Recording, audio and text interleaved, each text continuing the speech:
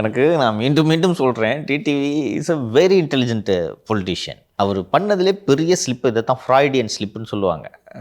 கூகுளில் தேடிப்பார் ஃப்ராய்டியன் ஸ்லிப்பில் ஒன்று அறியாமல் உண்மை வெளில வந்துடும். எவ்வளோ கேர்ஃபுல்லாக நீ பேசினாலும். அண்ணாமலை இருந்த வரைக்கும் பிஜேபி நல்லா இருந்துச்சு, நயினாருக்கு கட்சி நடத்த தெரிலன்ட்டு அவர் சொன்னார்ல, தட் இஸ் ஃப்ராய்டியன் ஸ்லிப். உன் கட்சி வேலையை பார் பஸ், நீ அவங்க கட்சி எப்படி நடந்தா என்ன, உன்ட்ட சர்டிஃபிகேட் கேட்டாங்களா? அவ்வளோ பெரிய பிஜேபி தலைமைக்கு யாரை தலைவராக போடணும்னு தெரியாதா?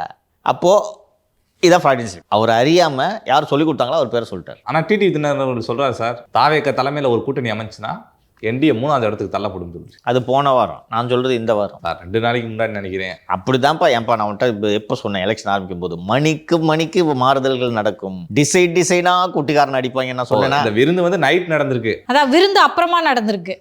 இது வந்து விருந்துக்கு முன்னாடி வந்தது. டிசைனாக குட்டிக்காரன் அடிப்பாங்கன்னு சொன்னேன்னா இப்படி அடிக்கிறாங்க தெரியுதா?